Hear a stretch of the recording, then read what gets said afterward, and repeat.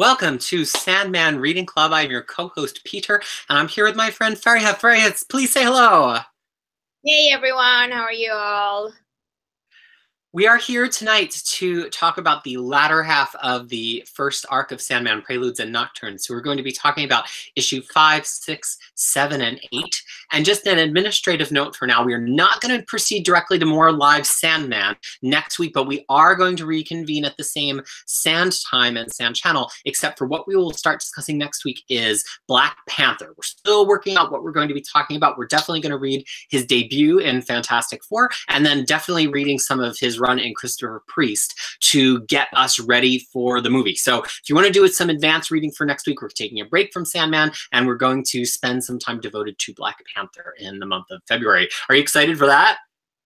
Oh yeah, I mean I'm just freaking out about the movie because I think today we like I think the premiere for the movie was yesterday, and I think the buzz is out there that how good of a movie it is. So I'm so excited for this. So this is gonna be very fitting because not only February is a Black History Month, it's also the premiere of Black Panther, and we get to talk about one of the very very prominent Black superheroes. So I'm very excited to do that because I don't have any any exposure to Black Panther, so I am really excited to kind of get into that world. Yeah, same for me. I've only mostly read Black Panther super modern, like as he's come up in Marvel comic books that I've been reading in the last 6 or 7 years. I read him, but I don't really know a lot about his history. But if you're here just for the Sandman and you're saying, aw shucks, it's all the more reason to give us, likes on the video, comments saying that you want to continue. There's every chance that we could come back and do more Sandman in March, but we want to give some people some time to think about if they want to be on this Sandman reread journey with us. And if we come back, we would publish a schedule of taking us all the way through the end of the series so you know exactly what to read and when. So without any further ado, let's get into today's reading. The first issue is issue 5. So Fariha, what happens in issue 5 at a high level? And then we will dig in a little bit deeper. So in issue 4, the last page was all about Dr. D gets the ruby back because his mother passed away. Now, he's been incarcerated at Arkham Asylum for apparently Justice League apprehended him and then incarcerated him in Arkham Asylum, as you do if you're in Justice League. And so issue number 5 is all about him getting out of escape Arkham. And with the help of Scarecrow, which was kind of interesting for me. And then meanwhile, trying to get to the ruby, while Dream himself, the Sandman himself, is trying to get to the ruby as well. But so then he get in touch with Justice League, and one of the first person he talks to is Scott Free, which later I found, I had to do some research to find out he's actually Mr. Miracle. So, right, I didn't know that the first time I read it either, which just goes to show that neither of us are primarily DC history people. I kind of got that he was an existing hero because we meet Martian Manhunter. I'm like, okay, clearly this is the JLI where he is. But I definitely have more to say about him being Mr. Miracle. So I'll put a pin in that for when you're done your synopsis here. Right. So Mr. Miracle, and then he goes to talk to, he didn't know where the ruby was at. Then he goes to talk to Martian Manhunter, which was another thing. I'm like, how did that escape my head when I first read it? And then Martian Manhunter tells Sandman where they keep all the artifacts. So then they both, in the end, they both converged into the same location, and some things happen. When Dream tries to touch the ruby, it sucks the energy out of him and he collapses, and just in time for Dr. D to come and claim it and then settling himself into a diner. So one of the things I want to start by talking about here is this kind of the subtle comedy of Sandman, even though it's, at this point, as I've said in prior episodes, I really believe it's a horror comic book, and I'm certain these 4 issues really bear that out, or at least the suspense comic book, is the Sandman, or not Sandman, Scarecrow.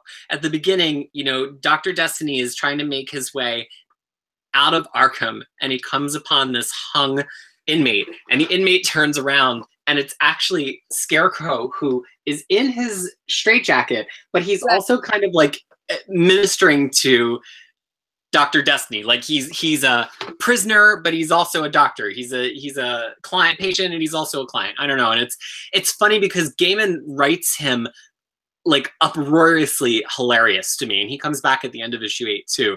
And I thought it was just like a interesting aspect to introduce like this little bit of lightheartedness into it, to take Scarecrow, who's really one of the more fearsome Batman villains, and kind of almost make him like silly and slapsticky here.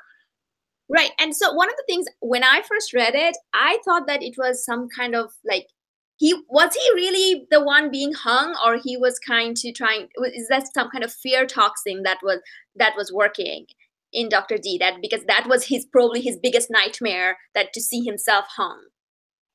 Yeah, I don't know. I kind of read it as maybe Scarecrow he clearly hasn't entirely broken out, because he's still in his, I'm looking at the page here on the side, he's still in his straitjacket. So maybe he's like talked one of the guards into hanging himself, or maybe he really is unlocked and roaming the halls at this point. I don't know like where this fits into Batman continuity, or even if it fits into Batman continuity at all. Later in the issue, they joke that Batman would know where the Ruby is, but they can't call him because it's 3:30 a.m. and he would be out on patrol. Yeah. But yeah. Part of what fascinates me so much about this is Dr. Destiny is played so horrifically. He's so terrifying. At the end of this issue, the issue itself like humanizes him, and then he takes a turn, and it's part of this genius construction by Neil Gaiman to like, first of all, kind of give us something really silly, and to think maybe they're both a little bit lighthearted and silly, and then we get this whole persona, him as a person throughout the issue as he's in this car ride, which we'll get to, and then at the end we see that he's really this horrible murderer, and it makes the next issue, which is quite violent, even more of a left turn. So I think in terms of the structure of it, it's really fascinating that he decided to kick it off with this very bantery Batman villain sort of exchange.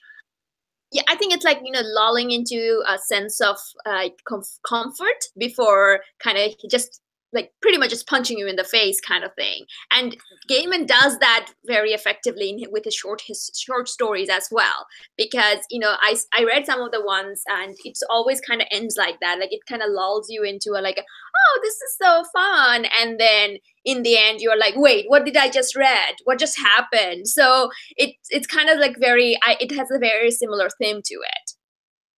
Definitely does. And we'll get back to that definitely a bit more in a moment, but I want to talk about the Scott Free passage right now. So in this very Kirby-esque illustration, we enter Scott Free's dreams, and he is dreaming of being back on Apocalypse and being under the power of Granny Goodness. As part of the dream, he says, "Arlie hangs there, sweet Arlie, my first love."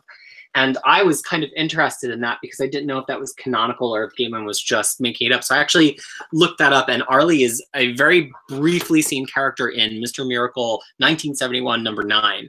And she's part of the resistance that's being led by Hyman, who is Scott Free's mentor. And Barda at that point is still kind of like a force for Apocalypse, but she's like covertly helping out Scott Free. And so Barda actually takes Arlie prisoner, and then later she's put to death.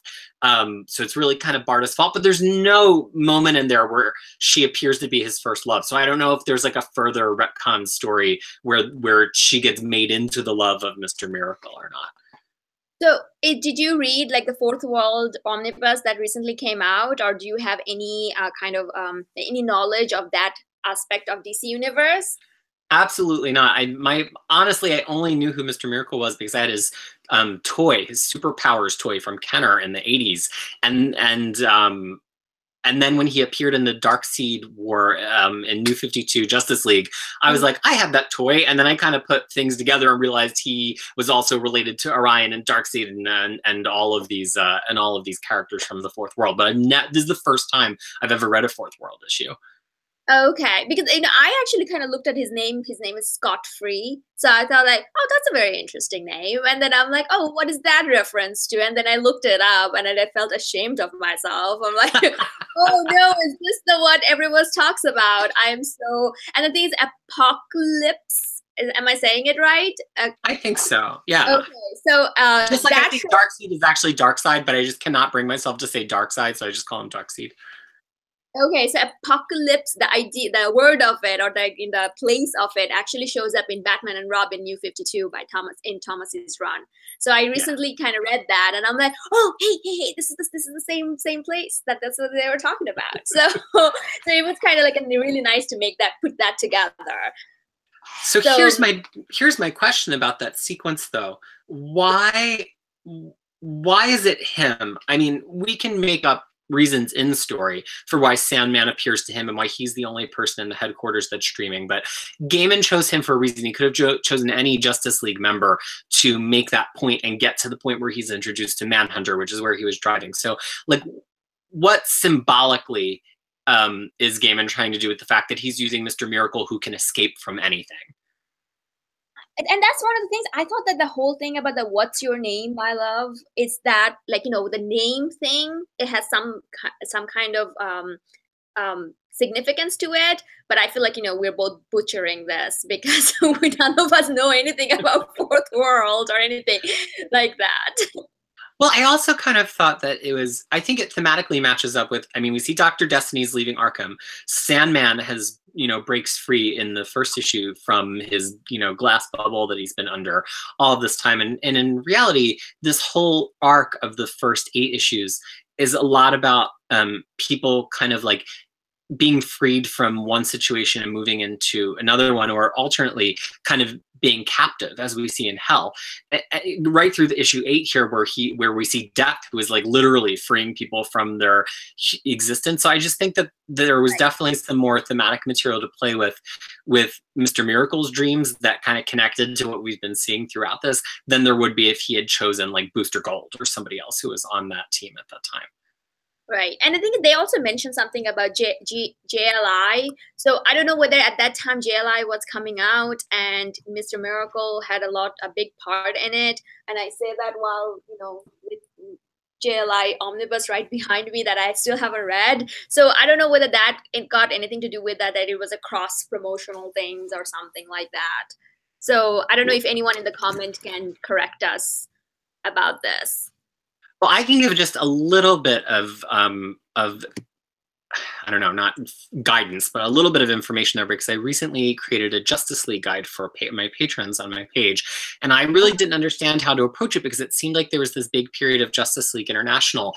But really what happened was after Crisis, Justice League of America relaunched as just Justice League in 1987, but it was only for 6 issues. And then it becomes Justice League International until 1989, at which point it finally turns back into Justice League in America, and they launch a separate Justice League International. So this Sandman was coming out at the point that it was just turning from Justice League International to Justice League America. And that was a team that included Mr. Miracle, Martian Manhunter, Batman, etc. So like this was Justice League International was the primary Justice League at that point.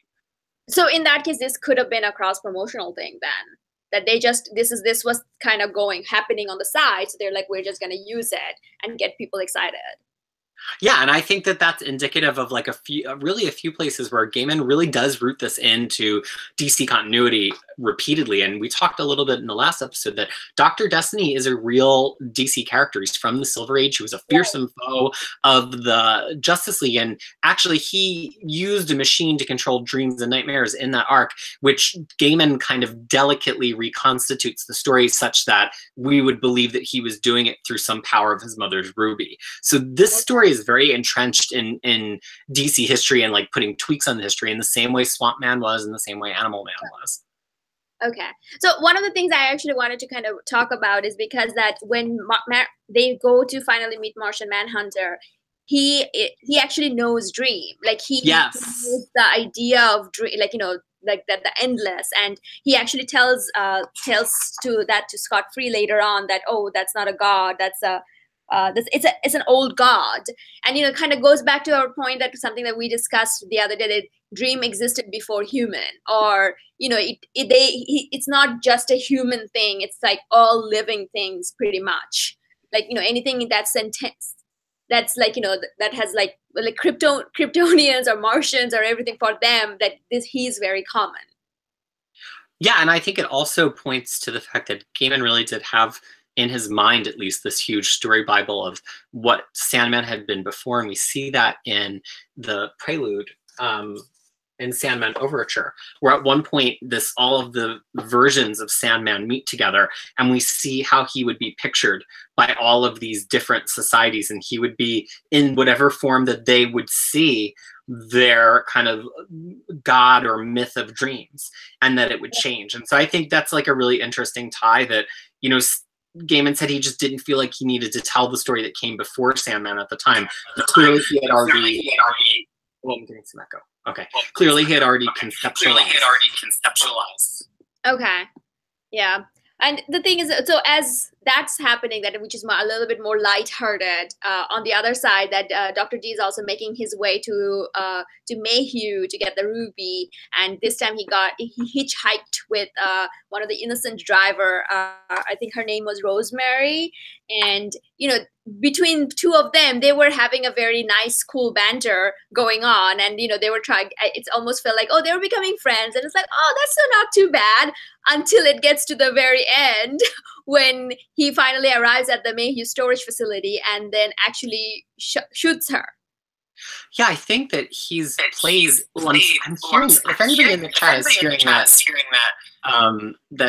echo chat. I feel like I'm hearing myself through Faria's microphone right now. Can somebody chime in on that? Anybody? Is it me? I don't know. I'm hearing you just fine, but then when I talk, I hear myself back through you. But I don't think anything changed. Well, unless anybody complains about it, we'll assume it's just a me thing. So, okay. So I think what's interesting is they play him as like really, they did say I was echoing, but it doesn't seem like it's happening now. They play him like really childish. Like he's like super innocent, and she's like making him talk, and he says some things that make sense, but he's clearly like disassociative in this. And it, again, almost makes you feel sympathy. You know, we felt sympathy for him because he was stuck in Arkham. He's like, I just wanted to get out. People probably don't know that Silver Age story, so they don't think he's like a really bad, terrible villain. And it's Gaiman like building us up and building us up. And when he shoots her at the end, I was like shocked. I had bought it that he was kind of this like childlike, and he wasn't dangerous, and he just wanted to get his ruby back. But this is something very different than like the woman who had been taken over by the pouch of sand in issue 3. This is somebody who has malicious intent. But do you think that it was his malicious intent was that he somehow, the ruby, not only he changed the ruby to kind of listen to him, or, you know, or it was actually the ruby that corrupted him?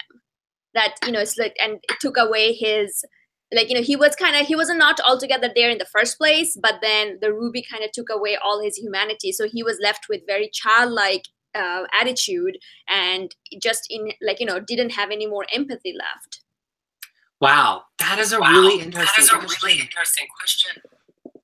Oh, I'm hearing the echo again. Did you change your settings somehow in the last minute? No. No. I really didn't. I'm just trying to see if there's anything I can do, because I know how distracting that is to listen to. Technical difficulty, you guys. Sorry about that. Is there any chance that you can put on a headphone just so that they don't hear? Hang on a second. Maybe that's what the problem is. Just give me a second. Okay. Keep talking. I will do some interpretive dance. While Freya's gone, since I can't talk. Or I could speak very slowly. And you could just hear everything twice for emphasis.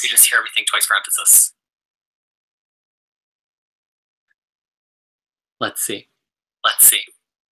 I don't know if I believe that he had no bad intent to begin with. He was clearly a supervillain and the son of a supervillain. Huh. If anything, I think getting the ruby back seems to give him more purpose. Much better. Is it better? Okay, so I don't hear the echo anymore. People in chat, if it's bad or it's good, we're trusting you to set us straight. Okay, because yeah, now I have the headphones, so okay. So yeah, I don't know, Freya. I think that I think personally that it seems like the ruby gives him like a little bit more purpose, and it's hard to understand if he was lacking in purpose just because he was lacking in power, or if he was lacking in purpose because he needed to be reunited with the ruby, and like almost like somebody who's got an addiction, that he feels a little bit more complete once he gets a hit of the power. And the thing is, we talked about it last week as well, that how much the stuff, like all the tools that Dream has is kind of like a Horcruxes compared to Harry Potter references. This one is truly a Horcrux. It's truly his soul. It's Dream's parts of Dream that is stuck in that ruby. So that's one of the reasons I was thinking very similar to the Horcrux, which, you know, whoever carries it corrupts them. Is that doing the same thing? Because, you know, after at the end of the day, he's just a mere mortal, and, you know, Dream is the endless. So that's like, you know, he's just not big enough to handle that. And that was all like, I'm not saying that he was good to begin with, but the thing is, like, he was already slightly corrupted, but then that kind of just took everything else away from him. There was nothing left in him anymore. No humanity left in him anymore. Right, and so in the chat, somebody's pointing out Dream isn't evil. You know, Voldemort was like evil at his root, so of course his Horcruxes would be corruptive in nature.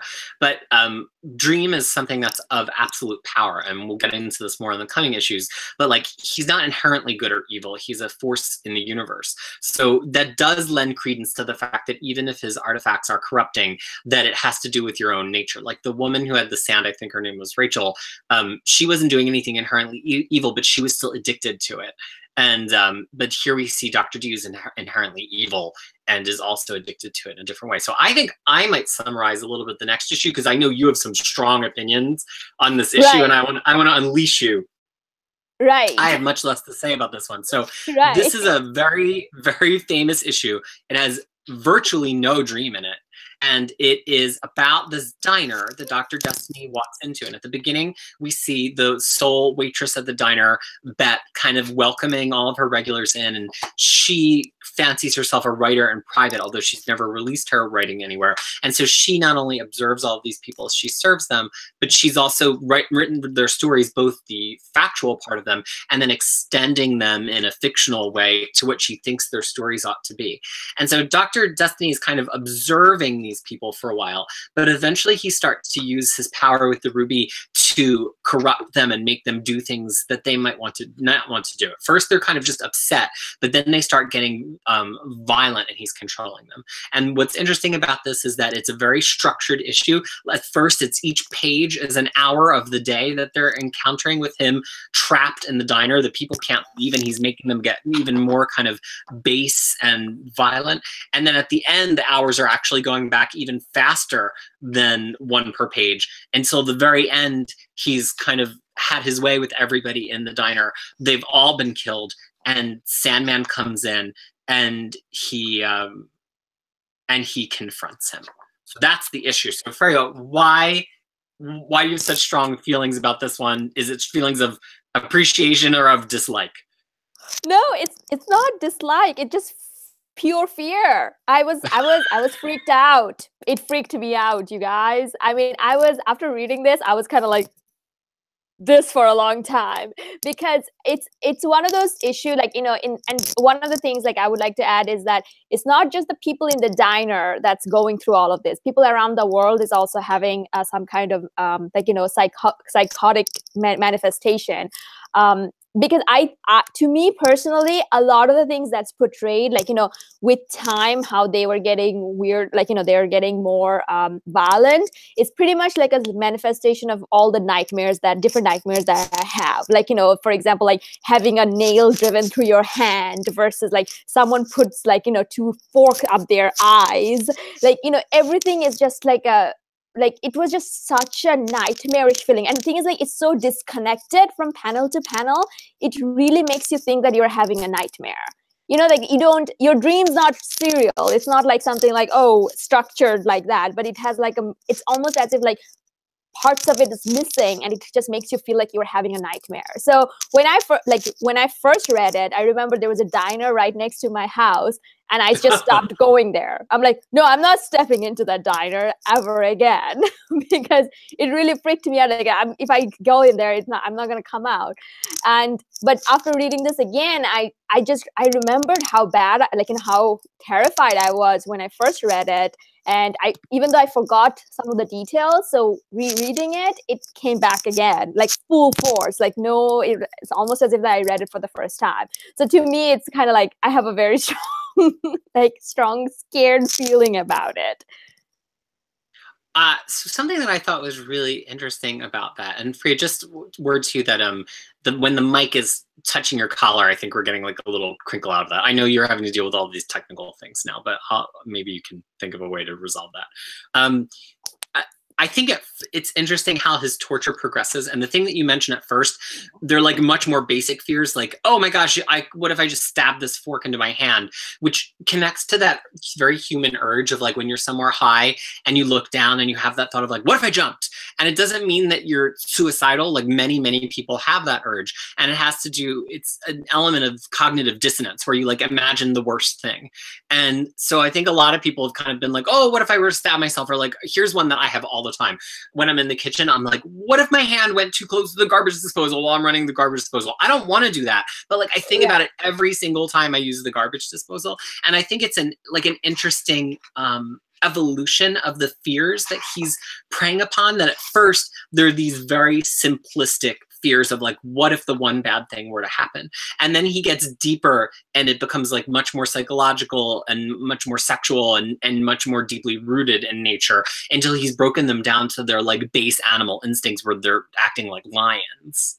Right. And the thing is that also and to that point, there's also another thing is like when it begins, they were having the fear, let's say, or whatever they were going through is like very like something that you have day to day. Like one person is going through a potential breakup, another person, there's another couple who are like, they know that they like the husband is cheating on her, like the wife knows the husband is cheating on her.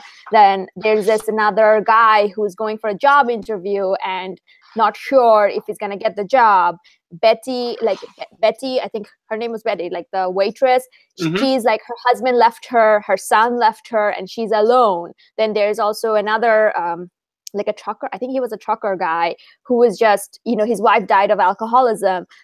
So everyone is kind of dealing with, they were stuck in their nightmare, in their own personal hell, let's say. But then Dee comes in and makes it even like you think this is bad, let me show you what worst things that can happen to you.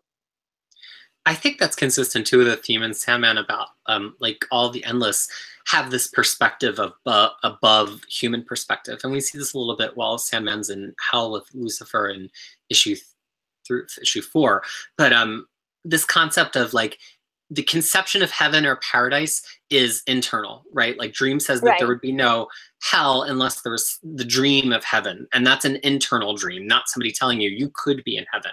But then there's, this famous quote of Jean-Paul Sartre of hell is other people. And the context of that, it's from his play No Exit. And I made some notes here with No Exit is these 3 characters that are just in a room and they don't understand why they're there, or even at first necessarily that it's hell. It's very sort of like The Good Place. And the quote is, so this is hell. I'd never have believed it. You remember all we were told about the torture chambers, the fire and brimstone, the burning marl, old wives' tales. There's no need for red hot pokers. Hell is other people. And I thought that I got like a strong reminder of that in this, because how different is Dr. Destiny's torture of these people than what Betty would be having them doing in her fiction? Like she says how sweet they are, and then how she changed everything. The one woman is a lesbian and she's in a fight with her lover, and Dee's like, of course she would have married them off to men in the community. So even even Betty. So Betty, even in her like well-meaning doting waitress way, she still wouldn't let any of these characters be happy if she was in charge. She would also be putting them through misery, but in her mind the misery would be a good thing, would make her happy. Isn't she the same as Dr. Destiny? me like it's the same thing. He's ostensibly torturing them, but he's doing it because he thinks that it's what should be done. How is he any different than Betty? Or to take this like a metatextual level, how is he any different than Neil Gaiman? Characters only exist to be tortured by authors. Right. And I think that's something that, that was a thesis statement in The Good Place as well, that, that they're trying to kind of say that, oh, we're just going to psychologically torture them by having them go through their own personal hell. And yeah, and to be honest, that's true. Like, even though the only difference is between the two, I can say is like, okay, whatever Betty's doing, it's in Betty's own world and who cares what she thinks. Right. Versus if Beth had the Ruby, would she be torturing everybody, even not as graphic? Right. And would she? Yeah, and that's kind of brings back to my point in the sense like, well, is Dr. Diaz evil because he has the Ruby? Like, if he didn't, he wouldn't be. He would still be evil, no doubt about that, but he wouldn't have as much effect or be able to do all of that. But yeah, but that's one of the things that I always kind of thought that why that it starts that way, that the waitress kind of narrating her own thing, and then it kind of morphs into Dr. D's voice and stuff. But I think what you just said is like, I think he was just trying to do a contrast between that two, and to show that they're all evil. Right, and that any other person will subvert your own plan for yourself, and like all of your own fears and hopes and dreams that are internal might seem like a really big conflict to you, but there could always be something worse, right? And I'll come back to this idea of relativism when we get to issue 8 and we look at death. But I think that this goes to the fact of like Dream is not good and he's not evil. He's facilitating people's ability to dream, and the good or evil comes from themselves and how they make use of those dreams. And I think this issue just emphasizes it. And honestly, it wasn't until my third read, like I've read this previously, I read it once a couple of weeks ago, I read it again to get ready for this, and then finally today in taking notes, I picked up on this theme, and it just like goes to show you that Gaiman is really writing this like a work of serious literature. There's so many little subtextual things in it that he's put in that I don't think like a typical monthly comic book has. Right. And to that point, and another thing I wanted to say, like he puts in so many DC reference in it. I was just wondering if someone off the street, off the street as in like someone who's not involved in comic book universe just picks it up, will they get any of these references? Or, the reference stops having meaning then? I mean, I guess it's not kind of pertinent to this issue by itself, but it's just like there's so much references and so much, it's not just one thing that, okay, if you know about Greek mythology, you'll be set, but it's just like all these different things that he pulls the information from. It can be a little bit, okay, so does this mean anything? Like I was actually looking for like, it's like, oh, so this person puts the fork in their eyes. Is that from somewhere? Like I had this right, like you start to get paranoid that you're like missing references. Exactly. So I don't know, like for example, like every one of them is like goes through a different kind of torture for themselves. And I'm like, is this a reference to something? Does this happen somewhere else? What's going on? I think that's so interesting, because I think for me, it kept me away from Sandman to a little bit, because I was like, I'm not ready to understand this. But then if you also look at, in terms of mass market American comic books that have been read by a wider audience, there's very few that have been more widely read than Sandman. It's been in perpetual print for 25 years or more, depending on, many people came to it just because they heard about it winning awards, or because they heard about it from Tori Amos and they heard about it from all these other things, and they understood it just fine. And I think it's like the difference between literature and like self-referential comic books is, even though he's making all of these references, they're it's kind of like when you cut off part of a hologram, it still has all of the hologram in it, because every part is a full whole. Like Sandman is just all of these references, but you still understand it even if you take away the references. And if you understand a reference, it just deepens what the actual story is, as opposed to like what we're used to in comic books, which is if it like has this whole Scott-free dream and it's like, do you want to understand the dream a little better? You got to read 1971, Mr. Miracle, now in the new Fourth World Omnibus. And I don't ever feel like Gaiman like goes to that place where it's like, you have to be this DC expert to understand. That's true. And the thing is, like, I think he's playing more to how you're feeling about reading the story than the actual story itself. Like, I don't know quite how to explain that. It's just like, for example, when you read now issue number, issue number 6, which is like, you just feel the nightmarish feeling of it. You don't care what all the things that it's referencing. So I think there's a part of that too as well. Well, let's actually move on to issue 7 right now. So what would you say is the high-level synopsis of issue 7? So the diner scene is over.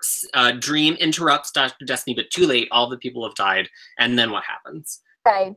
So at this point, it begins with showing that it's not just the people in the diner that has been affected by it, but it also, like, outside people around the world has also been affected by these kind of like, evil plan. So Dream challenges Dr. D, like, tells Dr. D that you need to hand over the ruby. Obviously, that's not going to go well. So he then takes D to the dream world and then tells him that, we're going to have a battle, and Dream beats him in that by making D to destroy the ruby, and he gets all his power back, and then he takes Dr. D back to Arkham Asylum to kind of, and then he unleashes a peaceful sleep around the world. Now, I know you have some feelings about how Dr. Destiny winds up at the end of this, but for me, the biggest takeaway from this issue wasn't any of the plot, but was Mike Drinkenberg taking over the art duties. He had taken over from Sam Keith, who had been previously inking, and that was in issue 6, but Dream isn't really in issue 6, and he's all throughout this issue, and he looks very, very different. He doesn't have that kind of like alien stretched out quality to his face anymore. He's starting to look more human. He's not just like a big set of cheekbones and that's it.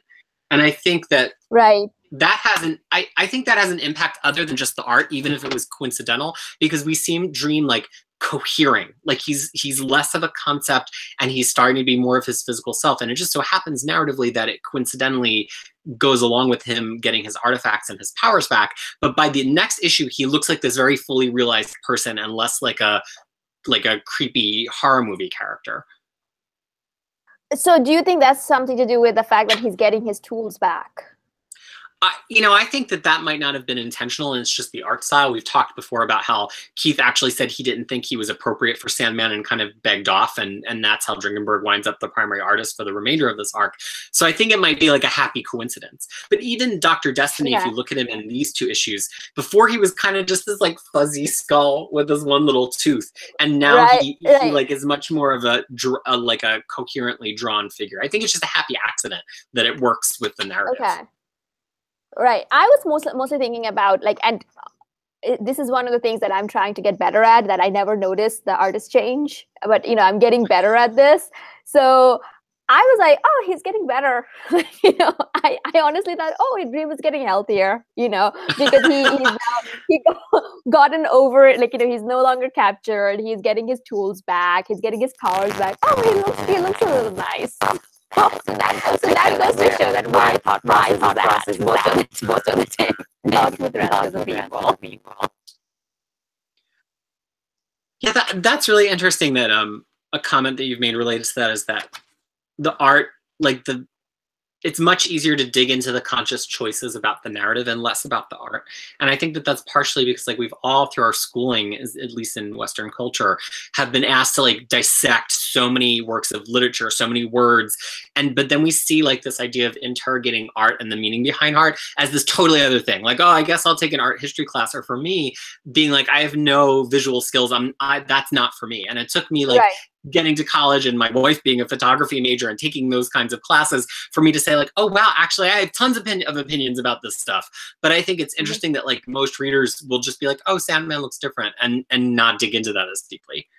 Right. And the thing is, though, it's unless the art is like wildly exclusive to one artist, I often don't see the difference. To me, Evan Rice and EVS, Ethan Van Shriver, I don't know what they're different. Like, I would not, if you show me 2 of them, like, but if you show me Sean Gordon Murphy, I would be able to tell you.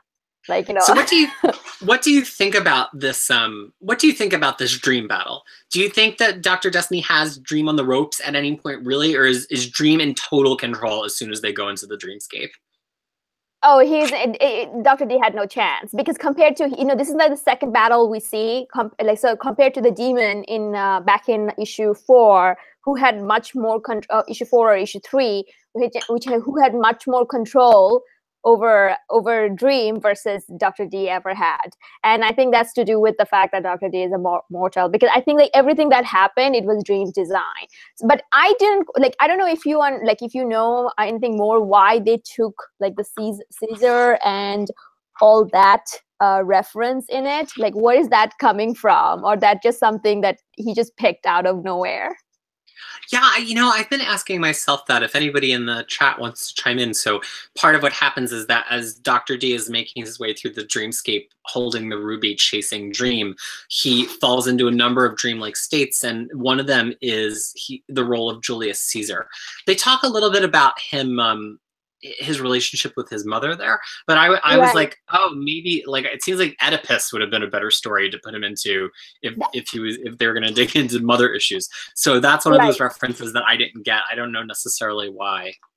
And that's one of the things I was like, oh, did Julius Caesar had some problem with his mom as well? But so, and I did have the chance to kind of look into that as well. So that's why I was like, okay, because obviously Dr. D had a very confusing relationship with his mother, because, you know, as we saw that it was his mother who gave him the ruby, and the mother actually got the ruby through some interesting method in back in issue 1. So that's why I was like, okay, I get where that's coming from, but I don't know where Julius Caesar was kind of referenced over here. So yeah, I think our lack of deep Shakespeare knowledge is probably going to hurt us repeatedly as we continue our Sandman read. You know what? As I said before, I'm not that kind of nerd. I'm refused to be that kind of nerd. I'm sorry. You know, that's okay. Yeah. But one of the interesting things over here is we get the first appearance of Destiny. That's true. One of the oldest Endless and Dream's older brother, the eldest brother. He appears in it alongside Abel, Cain, and their gargoyle. That's they also make an appearance, which I thought was kind of cute, because there's and then you can also see that in this one as well, Cain is looking at Abel suspiciously. So that was kind of I was like, oh yeah, those people. And this has one of my favorite page turns in a book that I can remember. And also, considering the print quality at the time, pretty bold. We have this page all of white with Dr. Destiny thinking that he defeated Dream, and he's like, I did it. And then as you slightly pull back, we're far away, we close in all the way to a tight close-up, and then we start pulling back. We're at a medium shot, a full body shot. Then we're at a distance and we see some texture. And then you turn the page and he's just all in Dream's hand. There's just Dream's pale white hand that he's been roaming across. And I just think, and then this page being almost all black at the top. What a gorgeous, gorgeous transition. And also so risky with the print quality. I forget if the earliest issues of Sandman were on glossy paper or not in 1989. I know the later ones were, but they were not controlled for print quality as well as this Absolute edition is. When I was reading it again, I wish I wrote it down somewhere. I'm like, Peter's gonna talk about this. I actually thought that. I'm like, Peter's gonna love this, and he's gonna talk about this.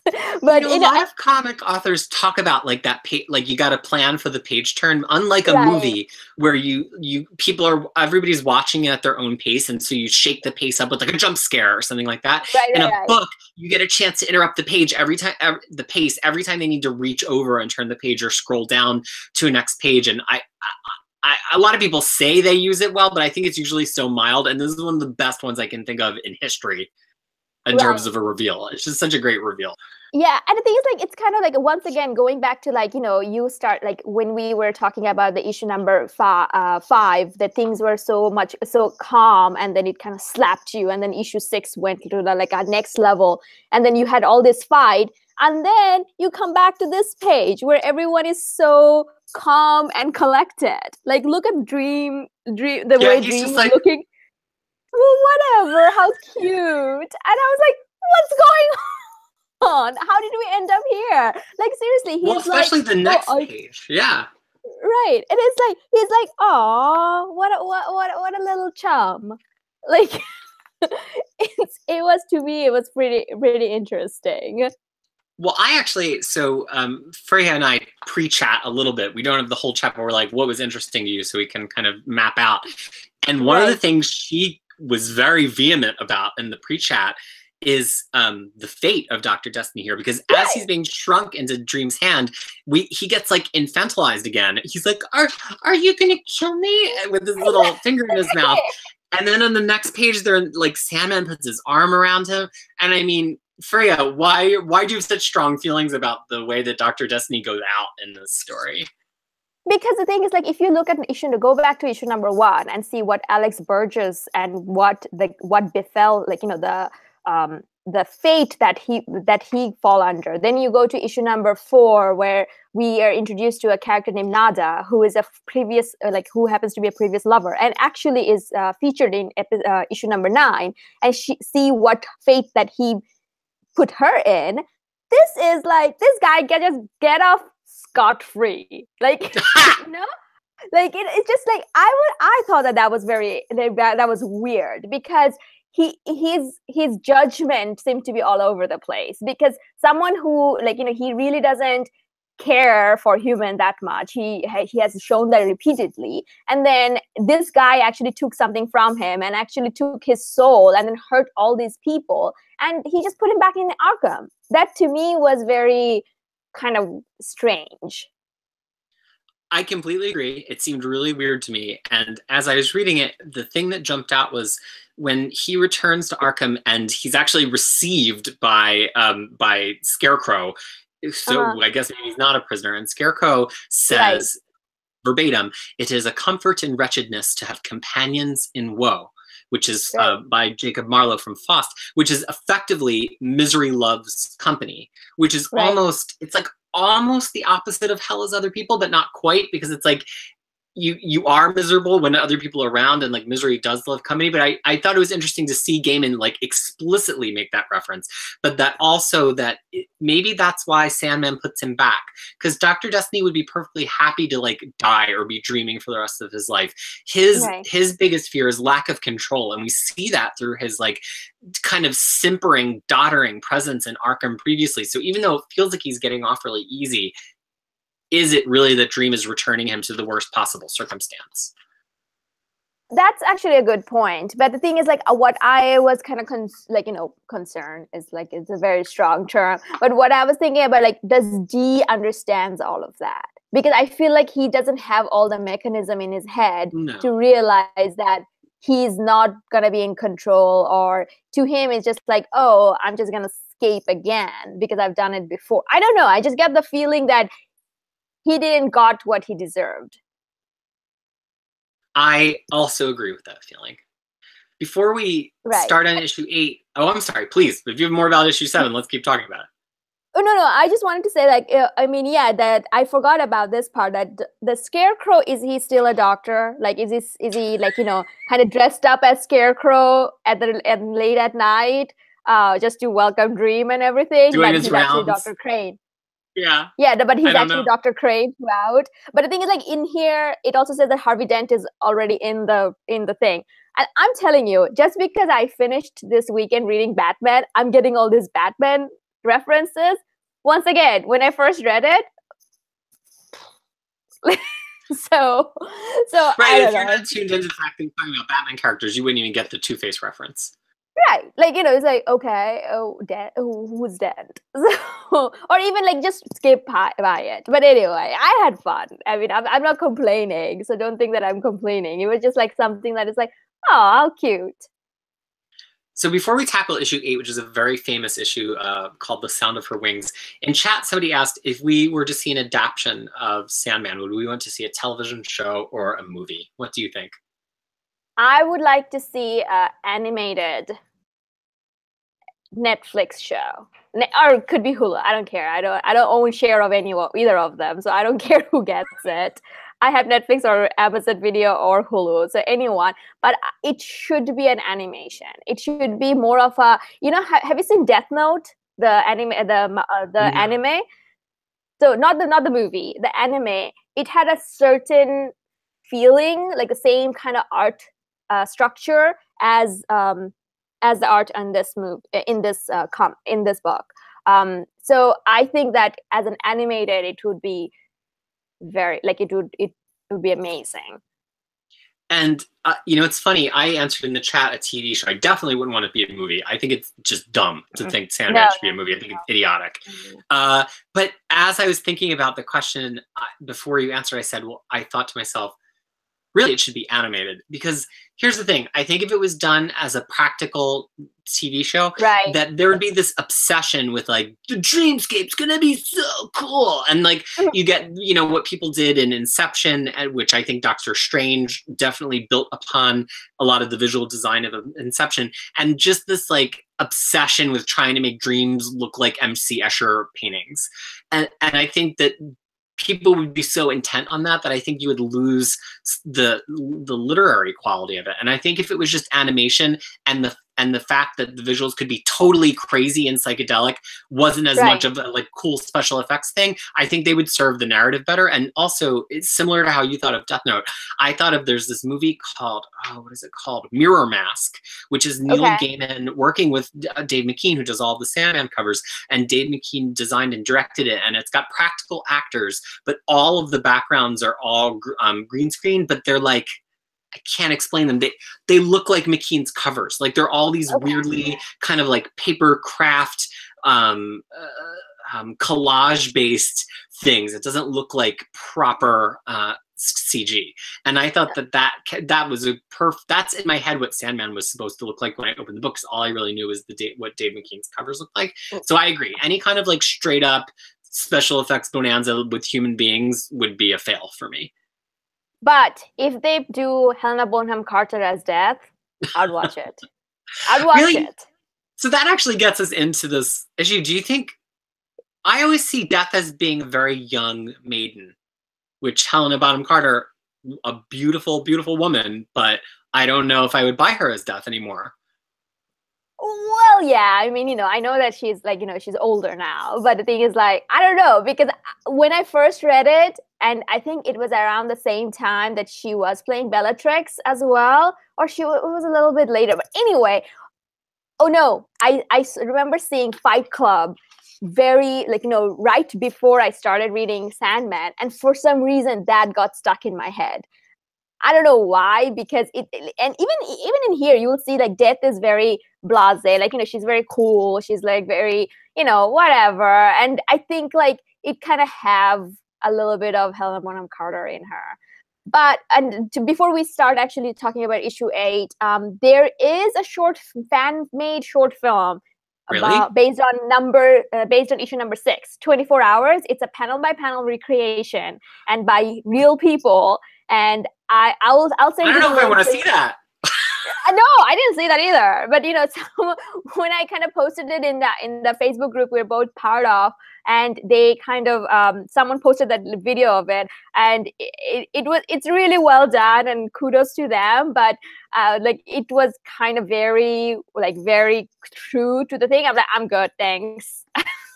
So yeah, that if you really want to get a feel for like what would a real life Sandman will look like, that's something you can try out. All right. So now we're into issue 8, and there's not a lot of action to summarize. Basically, like Death meets up with Dream and chastises him a little bit, which I think we'll get into. And then, what's that? No, I was just saying that Death comes and shows some big sisterly love to Dream. That's pretty much the summary of it. And basically has like a take your little brother to work day with Dream, where he follows her around as she shuffles people off of the mortal coil. And Dream comes to some realizations about this. It's a very famous issue. It doesn't have a lot of plot. I mean, there's a conversation at the beginning between them, a conversation at the end between them, and in between it's just her seeing 4 or 5 people to their deaths. But I think each of the people she sees to their deaths do have a special significance. Right. And one of the things though, like when I first read it, like I remember this issue has been seared in my memory. I don't know why, but when I first read it, I was kind of feeling bad for her in the sense like I didn't know who she was, because it takes a bit of a time before you realize that she's the sister. And because, you know, she was coming and talking to her, I'm like, oh no, girl, walk away. This is not good. So I had that feeling of like, you know, a dread, like, you know, it's not going to be good for her. But then, you know, then turned out that, oh, she's the big sister with like a Z formation, and then kind of beat him up. And I'm like, yeah. And it was really joyful. It was amazing. Well, and I remember that. She like berates him. Like after she's like, "Oh, it's good to see you. You're back." She's like, "Let me tell you something," and she really kind of screams at him. And the thing that stuck out for me is that Death is like, "I'm feeling so listless. I got all my stuff back, and now I don't know what to do with myself." And and Death is like, "We have a purpose. Like, what do you mean you don't feel purposeful?" And it struck me that like you can plot the endless on this spectrum of determinism, like that events must happen. And like on one side you have destiny is the ultimate in determinism, right? He's literally turning the pages of the destiny book of what's going to happen. But like death is assured in terms of like it's going to happen for everybody, death and taxes, right? So Death is way on the determinism side. She can't stop doing her job. In fact, one story later in the Death limited series is Death's day off, effectively. And then on the other side of the spectrum, you have people that are like Delirium, where like it's a concept, but it's not a must. It's not a fixed state. And the Dream lies somewhere in the middle, and Death is making this argument of like, you have to do your job. It's not optional. And that Dream really could go either way. Like he and you get the sense that he's so mercurial that sometimes he goes the way of doing his job, and maybe sometimes he goes the way of not doing his job. Right. And I think, like, you know, he was going through his like teenage phase a little bit, because, you know, he was captured. He was out of commission for very long time for human wise, not a long time for him. And, you know, now he kind of needed to get like he needed someone to come and tell him and light some fire under his feet to kind of get him to be like, no, you need to get it together.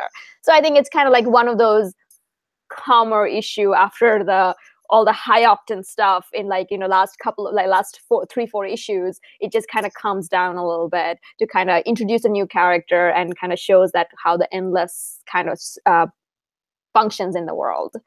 Because as you see, and the thing is, like, he doesn't come to the realization all at once. He comes to it over the course of following her around.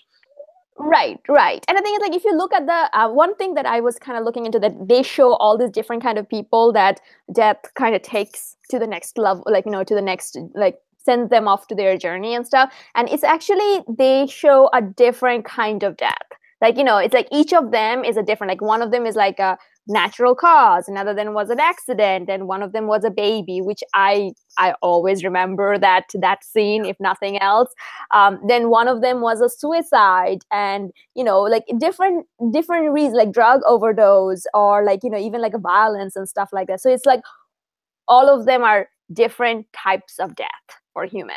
So I thought that was a kind of like, you know, a cool way of like, oh, I'll take you to work one day and I'm going to show you all the things that I do. And I think the infant, I mean, what an affecting page. So, you know, they arrive in this bedroom with the crib in it. The mother goes away to heat up a bottle. Death picks up the infant, and the infant says, "But is that all there was? Is that all I get?" And the mother comes back, and her infant died. So first of all, that's just heavy. But this goes back to the comment I was making earlier. The infant says, "Is that all there was?" But to the infant, and she says, yes, you know, yes, I'm afraid so. But to the infant, that was their whole life. Yet the old man who dies earlier in the issue, that's the violin player, a reaction like, oh, you've come for me? Like, surprise, even though he's this old guy who's lived a full life. And it, even though these are about finite lives, it kind of like coincidentally made me think of the idea of like having infinity. Like if you have infinity, half of infinity is still infinity, and a quarter of infinity is still infinity. Everything's still infinity. But from the perspective looking into infinity, everything always, you never feel like you have that much, because there's always infinity on the other side. And that like life is kind of like that. Like the child has had a full life. Unfortunately, that baby's life was only a few months, and the baby says, wasn't there going to be more? And the old man has had 70 years, which the baby wanted to have. And the old man says, wasn't there going to be more? And that like the endless are the conception of something which is infinite, and that humans only get like a tiny portion of that. And it's never enough. Like 70 years, 90 years, 9 months, it never feels like enough. And I think that is an interesting message that Death is intentionally sending to Dream here, in terms of like, well, you are one of the rare few that does have the infinite, although spoiler, I mean, he does effectively die later in the series. Right. But and she's like, and you're just going to sit here? Everybody of every age wants to be doing something with themselves, and you're saying you're sad because you just got your tools back. It's like an undercurrent of that kind of biting message that she never says out loud. Right. And I think it's like another thing that I was kind of thinking about based on the, you sent me the notes ahead, and I was looking into that. But one of the things is like, to human, there's never going to be enough. Like, that's how we are wired for. We can live up to like 100, and it's never going to be enough. And a little bit of that kind of reminds me. So my great grandmother, she lived to be 105. Wow. And yeah, so she passed away when she was 105 in 2009, and she said she actually was, towards the end, she was obviously like very sick and everything, but she was still wanted to live, like she was still reading books, or she was still like kind of hanging out, or whatever that she was doing. So it's like, I don't think as a human we're never prepared to die. So it's it's one of those things, like it doesn't matter how long or how little you have, it's never going to be enough. Yeah. And really interesting, we come in the middle of a conversation. Death says, gets me down too. Mostly they aren't too keen to see me. They fear the sunless lands, but they enter your realm each night without fear. And Dream says, I am far more terrible than you, my sister. Right. And it's just, that they understand that Dream is so much worse, and he's capable of so much worse. Right. Because he affects the quality of their life, and Death is just this immutable endpoint, and they kind of have a chuckle, like people don't get it. Right. And the thing is, like, and that's kind of also points to another thing, like, I said in the previous episodes that Dream doesn't care about humans too much, and I think Death doesn't either. Like, to them, these are just jobs, or to them, humans are just something that they take care of, or they deal with, however they, based on whatever realm that they're responsible for. And I think that's kind of like where that comes in. But they're like, oh, this is what it is. It's a job. Like, it felt like, how I would say it to someone else, like, oh yeah, like, I do that, but it's part of the job. You know what I mean? It's interesting. I definitely see Death sees what she does as a job, and like she doesn't have a lot of remorse over it, but at the same time I think she does care about people a lot more than Dream does. I think you see that in the end, like when she finally takes the person who gets hit by the car and she puts her arm around him and she says, there's something over here you maybe ought to see. Like, I get the feeling that she has a lot more affection for humanity than Dream does.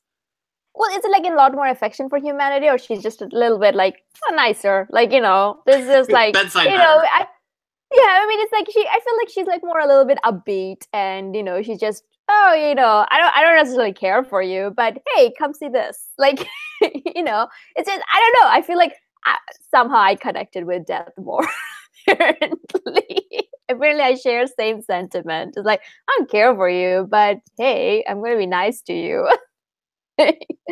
Anyway, but yeah, so it's just I Death shows up a lot more in later issues, and I think she has her own absolutes as well, with like some of her stories and things like that. And I always found her to be much more, like, I don't know, for some reason I found her to be a little bit more interesting than Dream himself. Well, that brings us to the end of the issues that we've got today. So this is also the end of the Preludes and Nocturnes arc. That was the introduction of Sandman. Who knows, if it hadn't been successful and people hadn't been buying it, maybe it would have just stopped at issue 8.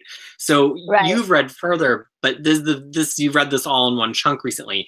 If you had been reading this in 1989 and 1990, would you want to keep reading, or would you be happy to just drop it here at the end of issue 8?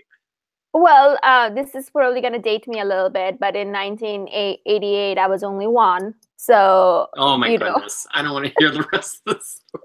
No, but the thing is, to be honest though, I am actually glad that I picked it up again and reading it again, because when I first read it, I wasn't that versed into comic book, or I wasn't that, like, the other comic book I read prior to that was Tintin, Dark Knight Returns, Watchmen, and Killing Joke. Oh my gosh, Watchmen was one of the first 5 comics that you read? That'll mess you up. It was joyful, trust me. And and V for Vendetta, like V for Vendetta. That's the other ones I read. Trust me, it really rhymed with me. So so when coming to that, a lot of references went over my head, even though I was a big fan of the DC animated shows. I don't know why. So having now read so many more graphic novels and also DC comics and Marvel comics and things like that, I feel like I have a better understanding of it. And to me, it's like, I will continue to read them to kind of know a little bit more. And I think being older and wiser, I get to pick up a little, like, a much more significance that Gaiman was trying to show versus what I did when I read it back in 2008. 10 years ago. I look at the end of this and I'm like, well, who's to say what else this is going to be about? Like, much like Dream says in the story, his quest was just to get his tools back. It's hard to know as a reader what Dream's life will be after that. So there's like a certain, Gaiman had to do this. If he had just ended the issue to be like, and everything was happy, then as a reader, you don't have any reason to keep picking it up. But like, I will say that I'm intrigued by Death's idea of like, there is much to do in my kingdom, much to restore, much to create. And I'm like, what, really? What is he going to restore and create? And it's almost like, Gaiman had to have his character Dream say that in order to pique our interest to take us into the next arc. Right. And I don't know whether the initial plan was to keep it a limited series, because I felt like this was a very good ending, like an end of a limited series. Like, it felt like, oh, if we don't pick it up in issue 9, that's fine. This can still stand on its own.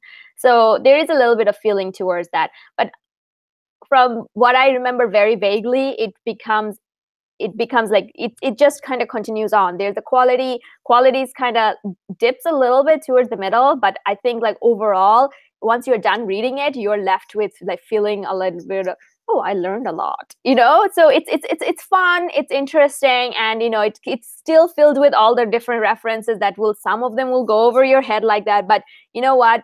I would personally keep at it.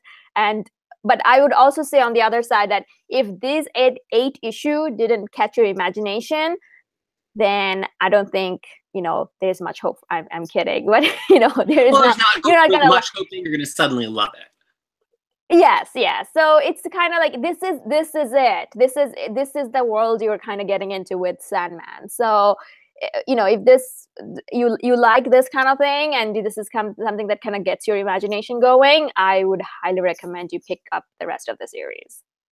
So here's what we're going to be doing going forward. This is the last Tuesday night in January. And with February, the Black Panther film coming out, and also as a nice tie to Black History Month, we're going to switch over to reading Black Panther across the next few Tuesdays. There's 4 Tuesdays in February. So next week, if you want to continue this live discussion with us, we are going to read Black Panther's original appearance in the Silver Age Fantastic Four issues 52 and 53. And then we're going to jump right to his run by Christopher Priest. That Christopher Priest run was recently collected in 4 complete collections. So effectively, I think we're basically going to talk about 1 complete collection per week, or at least that's the plan. The plan could change, and if it changes, we'll let you know as the episodes go on. So if you want to read more Sandman with us, we're only taking a month break, but in March, we might come back and do something totally other than Sandman, or we might do some totally other format. So if this is the last episode that you're seeing in the series of 3, we need you to like, to comment, to tell us, like, I want to keep reading Sandman. It also gives you a chance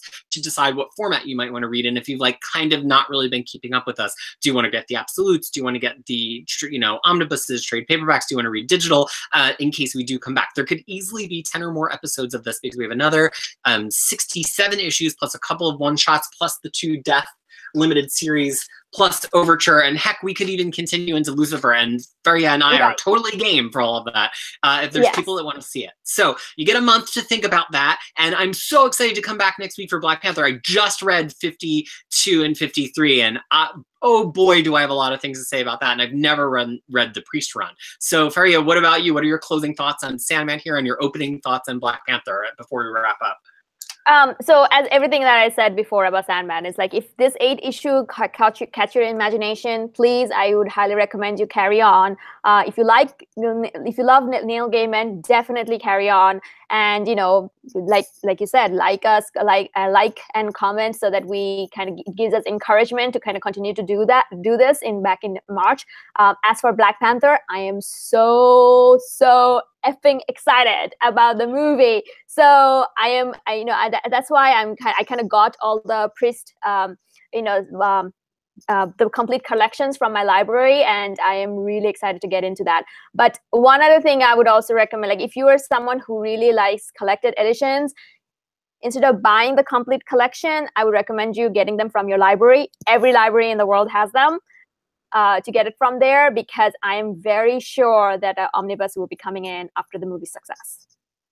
Wonderful. So everybody who's been watching, please continue. I was just gonna say Christopher Priest run is the definitive run of Black Panther. So if this doesn't get it, then it's just not cool. Yeah. Anyway, I'm done. We'll talk a little bit more about that next week, about maybe why Marvel did or didn't do an omnibus for this run, and what other runs of Black Panther exist between his debut and Christopher Priest. So everybody, thank you so much for tuning in, whether it's live or in retrospect. We've had so much fun digging into Sandman, and I feel like I understand it so much better than I did before. So I really want to say thank you to Faria to agreeing to discuss it with me, and to do that in front of tons of other people live with kind of no net. So thank you so much for being a part of this little live experiment. Yeah, no worries. Anytime. And we'll be back next week with some Black Panther. So start reading up, everybody. Same, I guess next week, instead of same cat time, same cat channel, since it's not Sandman anymore. She's like, shut up. That's. I mean, it's gonna be fun. That's all I can promise. I can promise you that. All right, everybody, take care, and we'll see you for fun next week with Black Panther. Have a good night, everyone. Bye.